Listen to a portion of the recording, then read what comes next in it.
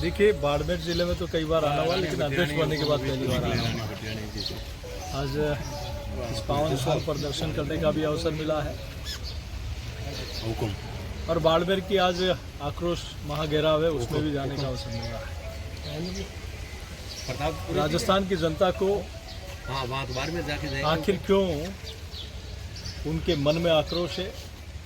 4.5 वर्ष पहले जिस सरकार ने जिस वादे की बुनियाद के आधार पर सरकार बनी, जो वादा करके बनी कि हम सरकार में आएंगे तो ये काम करेंगे,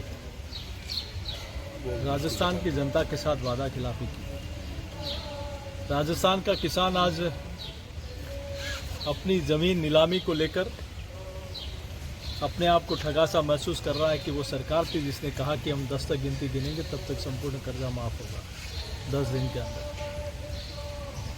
कहाँ गया वो कर्जा माफी का वादा? कहाँ गया आपका वादा जो आपने कहा था कि महंगाई को समाप्त करेंगे? कहाँ गया आपका वादा जो आपने कहा था कि हम बेरोजगारों युवाओं को बेरोजगारी भत्ता देंगे? कहाँ गया आपका वादा जो आपने कहा था कि 5 वर्ष में बिजली का 1 पैसा भी नहीं बढ़ाएंगे?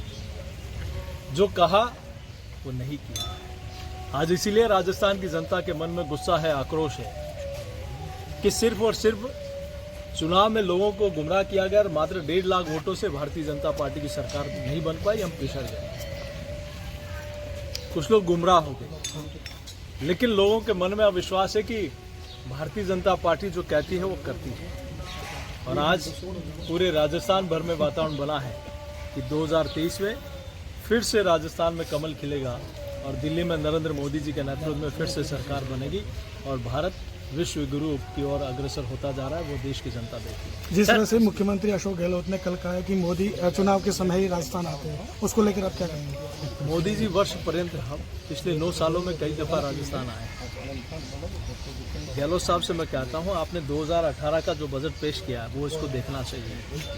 आपने जो कहा वो कितने काम हुए और मोदी जी ने जिन योजनाओं का शिलान्यास किया उन योजनाओं का उद्घाटन भी मोदी जी के हाथों हो रहा है।